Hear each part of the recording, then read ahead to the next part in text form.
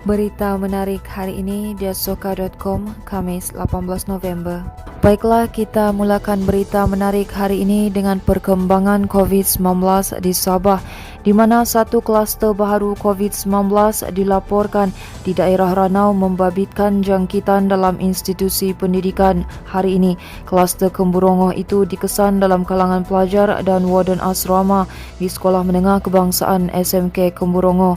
Jurucakap Perkembangan Harian COVID-19 Sabah, Datuk Seri Masri Manjun berkata setakat ini seramai 22 individu dilaporkan positif. Katanya kes indeks ialah seorang pelajar yang tinggal di asrama sekolah terbabit. Sementara itu masih diberkata jumlah kes baharu di Sabah hari ini susut 58 kes kepada 541 kes. Katanya ia berikutan penurunan kes baharu di beberapa daerah seperti Tuaran, Kota Belud dan Keningau. Berikutan itu beliau mengingatkan agar orang ramai terus mematuhi semua SOP walaupun sudah memperolehi vaksin lengkap. Beliau turut mengulangi peringatan bahawa vaksin lengkap tidak menjadikan seseorang individu kebal daripada jangkitan. Sementara itu, Kementerian Kerja Raya Sabah mengambil beberapa tindakan segera bagi menangani gangguan bekalan air yang menimbulkan kemarahan penduduk di Universiti Utama Kondominium UUC Telipok, Kota Kinabalu. Ia termasuk melaksanakan penghantaran air ke kawasan terjejas 24 jam sehari sehingga kerja pembaikan pam di loji rawatan air Telibung 1 Tuaran siap sepenuhnya yang dijangka dalam tempoh 10 hari bermula semalam. Menterinya Datuk Seri Bung Mokhtaradin berkata tindakan itu hanya untuk jangka pendek bagi menyelesaikan segera masalah dihadapi penduduk. Katanya tindakan susulan juga akan dibuat berdasarkan kajian dan bengkel mengenai isu air di Sabah, terutama di kawasan yang dikenal pasti berdepan masalah serius. Bung Mokhtar yang juga timbalan Ketua Menteri Sabah mengulas kemarahan penduduk yang berdepan ketiadaan air hingga menjejaskan rutin harian mereka seperti viral di media sosial sejak beberapa hari lalu.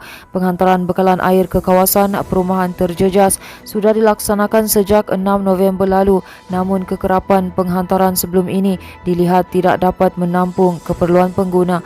Selain itu, Kementerian Kerja Raya Negeri turut mengarahkan pengendali LRA Telibung 1 Jetama Sendirian Berhad untuk menambah lori penghantaran air bagi meningkatkan bekalan air kepada pengguna di UUC dan Universiti Kondo Apartmen 2. Perkhidmatan lori penghantaran air tidak melalui meter pukal dan ia adalah secara percuma.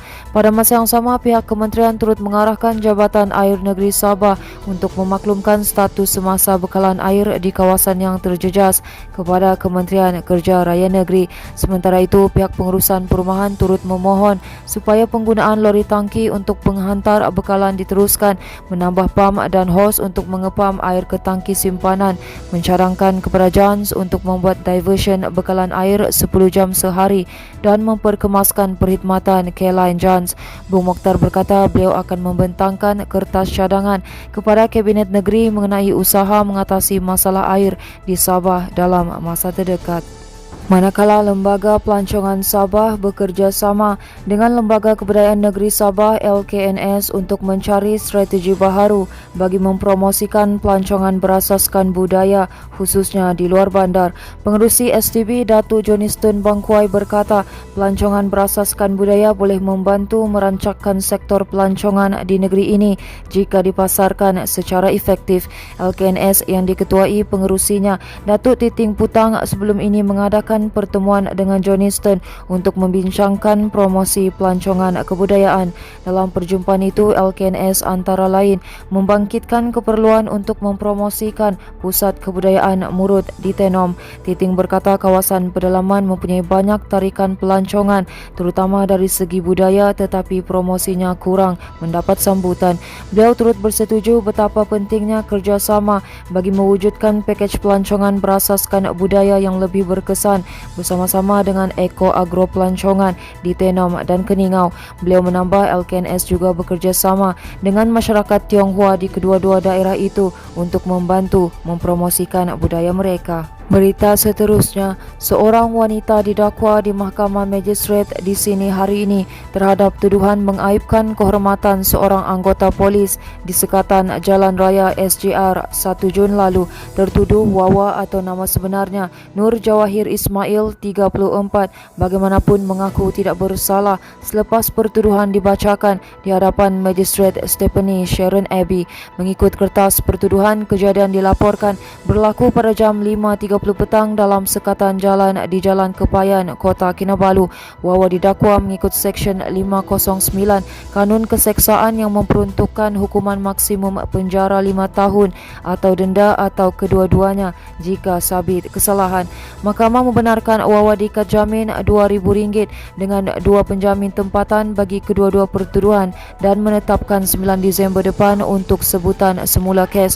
Terdahulu kejadian berkenaan tular di media sosial sehingga menerima pelbagai reaksi termasuk kecaman netizen walaupun tidak diketahui punca sebenar kejadian berkenaan.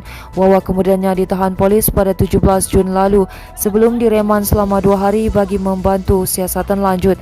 Polis turut merampas pakaian yang dipakai wanita itu dalam kejadian berkenaan bersama telefon bimbit, kad pendaftaran kereta dan kunci kenderaan.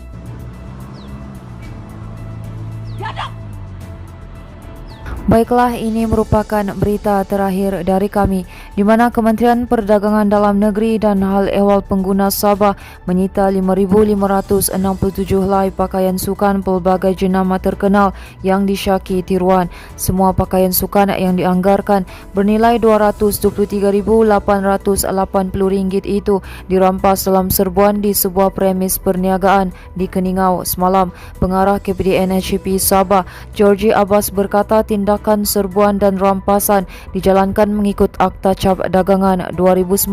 Katanya operasi adalah hasil maklumat yang diterima daripada Randall Gateskill Risk Consultancy Sindrian Berhad yang bertindak sebagai wakil kepada pemilik cap dagang berdaftar untuk jenama Adidas, Nike dan Puma.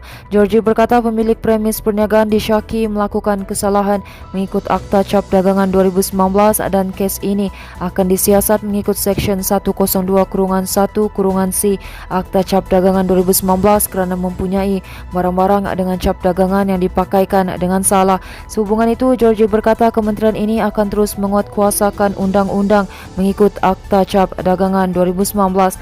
Katanya ia bagi membantras penjualan barangan tiruan dan aktiviti cetak rompak di pasaran.